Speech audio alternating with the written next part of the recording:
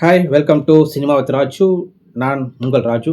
இன்றைக்கி நம்ம இந்த எபிசோடில் இந்த பிக் பாஸ் இந்த காமன் மேன் ஷோவோட எபிசோட் 2 அதை பார்த்தாச்சு. அதோட இதுதான் ஒரு ஷார்ட் அண்டாக என்ன நடந்துச்சு அப்படின்றத ரிவ்யூ பண்ண போகிறோம். 2 பேர் நேற்று எபிசோட் 1ல் வந்தாங்க கண்டஸ்டண்ட்டாக. அது மொத்தம் 50 பேரில் ஒவ்வொருத்தராக வந்துட்டு இருக்காங்க. அதில் 2 பேர் வந்து தாதீஸ்வரன் அப்படின்னு சொல்லிட்டு ஒருத்தர் வந்தார். அவர் வந்து செலக்ட் பண்ணிட்டாங்க. அடுத்தது பார்த்திங்கன்னா மோனிகா கிருஷ்ணா அப்படின்னு சொல்லிட்டு ஒருத்தவங்க வந்திருந்தாங்க. அவங்கள வந்து ரிஜெக்ட் பண்ணிட்டாங்க இல்லையா. ஸோ இந்த எபிசோடு 2 ஃபஸ்ட் நம்மளுக்கு ஒன்று டவுட்டாகவே இருக்குது. என்ன டவுட்டுன்னா, ஏற்கனவே இவங்க ஆளெல்லாம் வந்து இவங்க தான் செலக்டடு சொல்லி வச்சுட்டு பண்ணுறாங்களோ அப்படின்ற மாதிரி எனக்கு ஒரு டவுட் இருக்குது. ஏன்னா இந்த செலக்ட் ஆனவங்ககிட்ட பார்த்திங்கன்னா நிறைய கான்வர்சேஷன் பண்ணாங்க இந்த 3 பேர் ஜட்ஜஸும். பட் ஆனால் இந்த ஹோல்டு பண்ணவங்க ஓரளவுக்கு பண்ணியிருந்தாங்க. பட் ஆனால் இந்த ரிஜெக்ட் பண்ணாங்க தெரியுமா, அவங்ககிட்ட எந்த கான்வர்சேஷனுமே சரியாக பண்ணல. மெயினாக அவங்க கூட பேசவே விடலை. ஸோ அதனாலேயே நம்மளுக்கு வந்து ஏற்கனவே அந்த செலக்ட் பண்ணிட்டாங்களோ இவங்களெல்லாம் அப்படின்னு சொல்லிட்டு இந்த மாதிரி தோணுச்சு. இல்லை ஒரு வேளை எடிட்டிங்கில் அவங்க பேசினது தூக்கிட்டாங்களா, இவங்க ரிஜெக்டட் தானே அப்படின்னு சொல்லிட்டு எடிட்டிங்கில் தூக்கிட்டாங்களான்றது தெரியல. சரி, ஓகே. பட் ஆனால் இன்றைக்கி இந்த எபிசோட் 2ல் பார்த்திங்கன்னா மொத்தம் 10 பேர் வந்து வந்திருந்தாங்க. அதில் ஒவ்வொருத்தராக பார்த்தீங்கன்னா நம்ம பார்ப்போம். ஃபஸ்ட்டு யார் பார்த்திங்கன்னா ஷோபா இந்திரகுமார், அவங்க தான் வந்துட்டாங்க. அவங்க பார்த்திங்கன்னா காஞ்சனாவில் கையை பின்னாடி வச்சுக்கிட்டு நடந்து வருவாங்க இல்லையா, அந்த மாதிரி நடந்து வந்தாங்க. ஸோ அந்த மாதிரி நடந்து வந்தாங்க. அவங்கள பார்த்திங்கன்னா செலக்ட் பண்ணிட்டாங்க. அது எப்படி என்னன்னு தெரியல. பட் ஆனால் அவங்கக்கிட்ட அந்தளவுக்கு ஒரு இம்ப்ரெசிவான ஆன்சர்ஸ்லாம் எதுவும் வரல. பட் இதெல்லாம் அவங்கள செலக்ட் பண்ணியிருந்தாங்க. 2வதாக வந்தது யாருன்னு பார்த்தீங்கன்னா தமிழரசு. ஆக்சுவலாக லாஸ்ட் இயராக அதுக்கு முன்னாடி இயராக தெரியல, இந்த பிக் பாஸ் ஒரு போர்டு வச்சுக்கிட்டு சோஷியல் மீடியாவில் வந்து முட்டி போட்டு நடந்து வந்தார் இல்லையா, அவர் தான் தமிழரசு. பட் ஆனால் அவரை செலக்ட் பண்ணது என்னை பொறுத்த வரைக்கும் ஓகே தான். ஏன்னா இவர்களெல்லாம் இந்த மாதிரிலாம் இதெல்லாம் ஒரு விஷயம் சொல்லிட்டு இவங்களெல்லாம் செலக்ட் பண்ணக்கூடாது. பட் இருந்தாலும் வந்து அவரை நிறைய விஷயங்களில் ஜட்ஜஸ் வந்து அசிங்கப்படுத்தியே இருந்தாங்க. பேசவே விடல. ஸ்டார்டிங்கே பார்த்தீங்கன்னா ஓவியா அவங்க வந்து இப்போ மட்டும் நீங்கள் மெச்சூரிட்டியாக இருக்கீங்களா, ஆக்சுவலாக ஒரு மெச்சூரிட்டியாக இல்லாமல் நான் அதை பண்ணிட்டேன், இப்போ ஃபீல் பண்ணுறேன் அப்படின்ற மாதிரி சொன்னார். இப்போ மட்டும் மெச்சூரிட்டியாக இருக்கீங்களா அந்த மாதிரிலாம் கேட்டாங்க. நிறைய விஷயங்களை இது பண்ணாங்க. அதுக்கப்புறம் நீங்கள் என்னவா போகிறீங்க கேட்டதுக்கு, நான் பிரதீப் ரங்கநாதன் மாதிரி டேரக்டர் ஆகணும், அதான் என்னோடய ஆம்பிஷன், என்னோடய ரோல் மாடல் அப்படின்ற மாதிரிலாம் சொல்லியிருந்தார். உடனே அவங்க ஜட்ஜஸ் வந்து ஆரி வந்து சரி நான் ஒரு சீன் சொல்கிறேன், அதுக்கு நீங்கள் எப்படி இது பண்ணுறீங்க அப்படின்ற மாதிரிலாம் கேட்டார். உடனே ஒரு இல்லை நான் இப்போ தான் கற்றுட்டு இருக்கேன் அப்படின்ற மாதிரிலாம் ஒரு இது பண்ணிட்டார். ஸோ கொஞ்சம் பேக் வாங்கிட்டு நான் இப்போ தான் முயற்சி பண்ணிகிட்ருக்கேன் அப்படின்லாம் சொன்னார். பட் இருந்தாலும் அவரை கொஞ்சம் அசிங்கப்படுத்திருக்க வேண்டாம். நார்மலாகவே ரிஜெக்டர்னு தெரிஞ்சு பேசி அனுப்பிச்சிருக்கலாம். ஸோ அது ஒன்று தான். 3வதாக பார்த்தீங்கன்னா ப்ரொமோவில் வந்தவங்க முனியம்மாள், அவங்க தான். அவங்க ஊர் பார்த்திங்கன்னா என்னவோ சொன்னாங்க, கமுடி சொல்லிட்டு ஏதோ கிராமம் சொன்னாங்க, அங்கேருந்து தான் வந்திருக்காங்களாம். பட் ஆனால் உண்மையிலே அவங்க நல்லா பேசுனாங்க. அவங்களோட கிராமத்தில் எப்படி ஒரு படப்படன்னு பேசுவாங்க, அந்த மாதிரி சூப்பராகவே பேசிகிட்டு இருந்தாங்க, நல்லாவே பேசினாங்க. நீங்கள் ஏன் இங்கே பிக் பாஸ்க்கு வந்திருக்கீங்க அப்படின்னு கேட்டப்போ சூப்பரான ஒரு விஷயம் சொன்னாங்க. அதாவது ஏற்கனவே நடிகராகி நிறைய பணம் சம்பாதிக்கிறாங்க, சீரியலை சம்பாதிக்கிறாங்க, இருந்தாலும் இன்னும் அதிகமாக ஒரு பணம் வேணும் அப்படி சொல்லிட்டு தான் இந்த மாதிரி பிக் பாஸ்குள்ளெல்லாம் வந்து அவங்கெல்லாம் பண்ணி சம்பாதிச்சாங்க.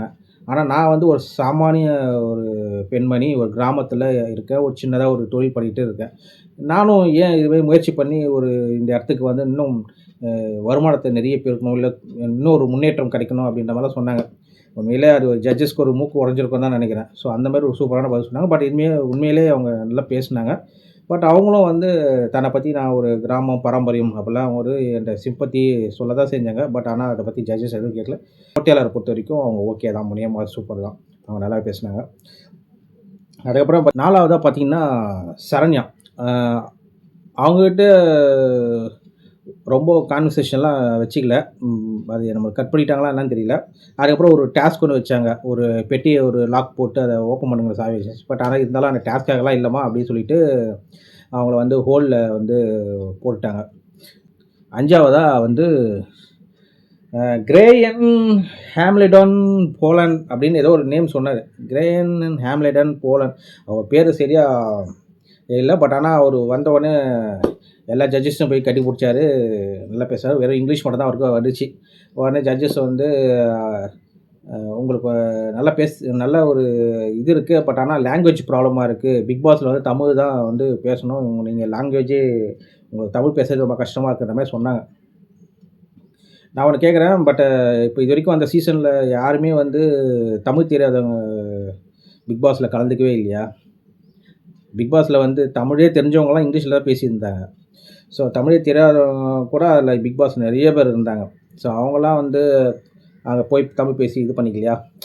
எல்லாம் கத்துக்கிறது தானே. இந்த ரீசன் வந்து என்னால ஏத்துக்க முடியல. அ இத பத்தி நீங்க என்ன நெனைக்கிறீங்க சொல்லுங்க. இருந்தாலும் அவர் வந்து அ ரெட் கார்ட் குடுத்து ரிஜெக்ட் பண்ணிட்டாங்க. 6வதா பார்த்தீங்கன்னா, சிவசரவணன் அப்படின்றவரு வந்தாரு.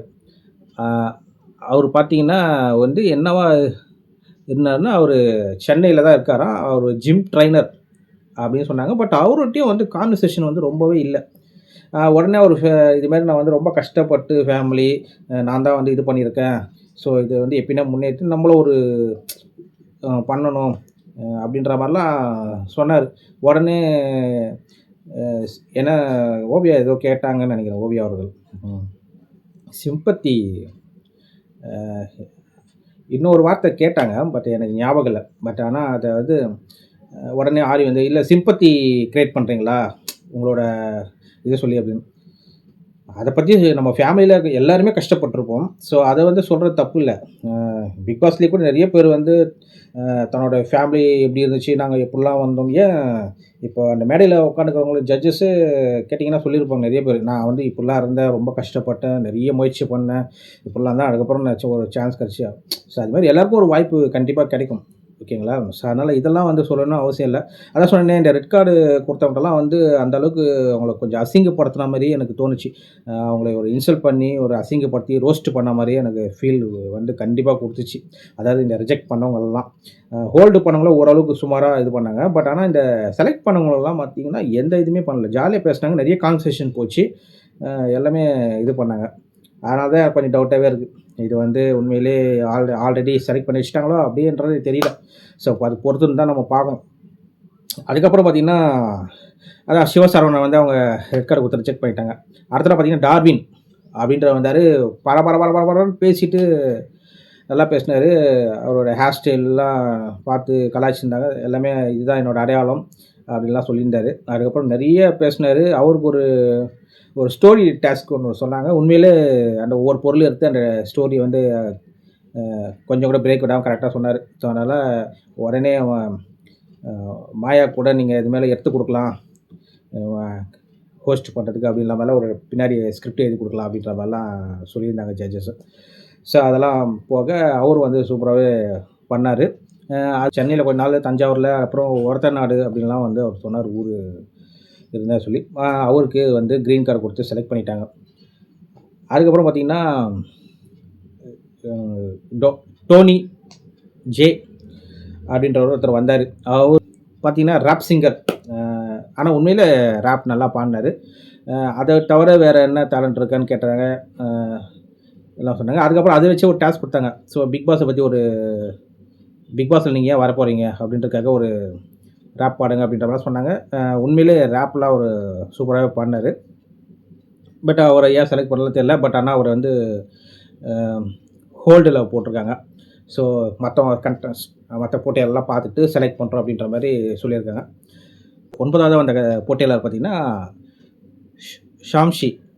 ஷாம்ஷி அதாவது அவங்க வந்து திருநங்கை. அவங்கள்ட்ட அவங்க பார்த்தீங்கன்னா, இந்த ஆடல், பாடல் கோயில் கச்சேரில டான்ஸ் ஆடுறது அவங்க அது தொழிலா வச்சிருக்காங்க. அ அதுக்கப்புறம் இந்த திருநங்கைன்னா அதனால தான் உங்கள செலக்ட் பண்ணாங்களா? அப்படின்ற மாரிலாம் சில கேள்விகள் கேட்டாங்க. அதுக்கு அவங்க பதில் சொன்னாங்க. ம் ஓரளவுக்கு ஜட்ஜஸ் கேட்ட இதுக்கு பதில் சொன்னாங்க. ஓகே. ஆனா அவங்களே வந்து ஹோல்ட்ல வச்சிருக்காங்க. ரொம்ப இம்ப்ரெசிவா இருந்துருச்சா அப்படின்னா, கண்டிப்பா கிடையாது. இப்ப நானே கொஞ்சம் இந்த வீடியோல பார்த்தீங்கன்னா, கொஞ்சம் தடுமாறி தடுமாறி தான் பேசுவேன். ஏன்னா நானும் இப்ப தான் பேச பேச பழகிட்டு இருக்கேன். எனக்கும் அந்த அளவுக்கு ரொம்பலாம் பேச வராது. ஸோ அந்த மாரி வச்சுக்கோங்களேன். நெறைய பேர் கண்டஸ்டன்ட் அது மாரி இருந்தாங்க. ஆனா சில பேர் நல்லாவே பேசுனாங்க.